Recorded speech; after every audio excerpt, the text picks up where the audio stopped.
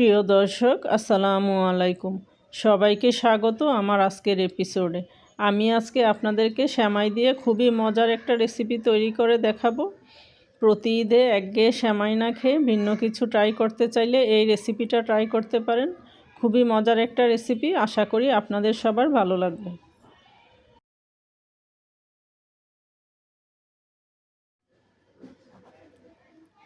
এখানে একটা ফ্রাই প্যানে আমি দিয়ে দিয়েছি 1 টেবিল চামচ ঘি।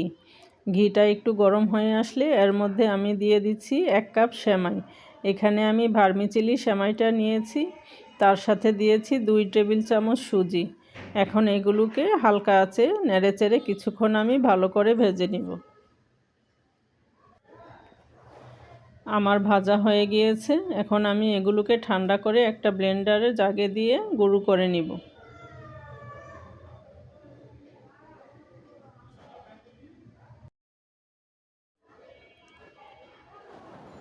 সেমাইগুলো আমার গুঁড়ো করা হয়ে গিয়েছে। এখন একটা ফ্রাই প্যানে দিচ্ছি 1/3 কাপ চিনি। চিনিটাকে আমি ক্যারামেল করে নেব। ক্যারামেলটা আমার হয়ে গিয়েছে, বেশি লাল করব না, তাহলে তিতা হয়ে যাবে। এখন এখানে অল্প একটু পানি দিয়ে আমি ক্যারামেলটাকে একটু পাতলা করে নেব।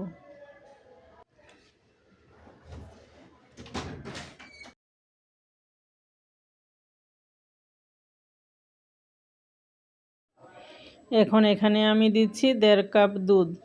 দুধটাকে আমি জাল দিয়ে আগে ঘন করে রেখেছি। এখন দুধটা ফুটে উঠলে এর মধ্যে আমি গুঁড়ো করে রাখা সেমাইগুলি দিয়ে দিচ্ছি।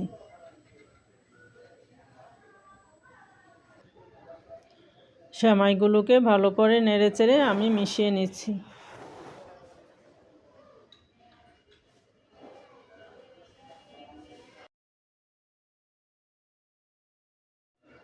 সেমাইগুলোকে নাড়ার মধ্যে রাখতে হবে, তা না হলে নিচে দিয়ে লেগে যাবে।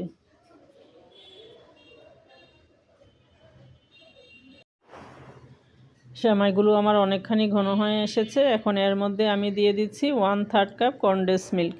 আপনারা চাইলে এখানে 1/3 কাপ চিনি দিতে পারেন। আমি কনডেন্স মিল্কটা দিয়ে করছি, এতে করে সেমাইটা আরও বেশি আঠালো হবে, চমচমের শেপ দিতে সুবিধা হবে।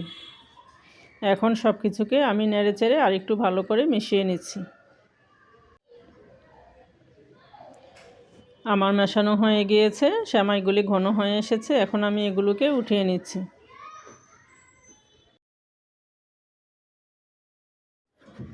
এখন এগুলোকে আমি ঠান্ডা করে হাত দিয়ে ভালো করে মথে নিব। আমি হাতে একটু ঘি লাগিয়ে নিচ্ছি, এতে করে মথতে সুবিধা হবে, সেমাইগুলি হাতে লেগে আসবে না। আমি একটু সময় নিয়ে ভালো করে মথে নিয়েছি। এখন এগুলোকে আমি চমচমের শেপ দিয়ে দিব। খুবই অল্প সময়ে তৈরি করা যায়। হাতে যদি আপনার 10 মিনিট সময় থাকে তাহলে এভাবে খুবই মজার একটা রেসিপি আপনি তৈরি করে নিতে পারেন।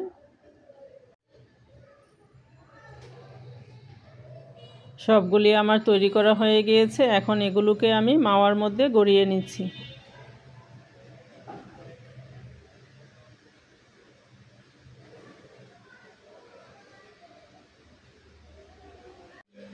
এই ঈদে আপনারা চাইলে এভাবে মিষ্টিগুলি তৈরি করতে পারেন। বাসার ছোট থেকে বড় সবাই খুবই পছন্দ করে খাবে।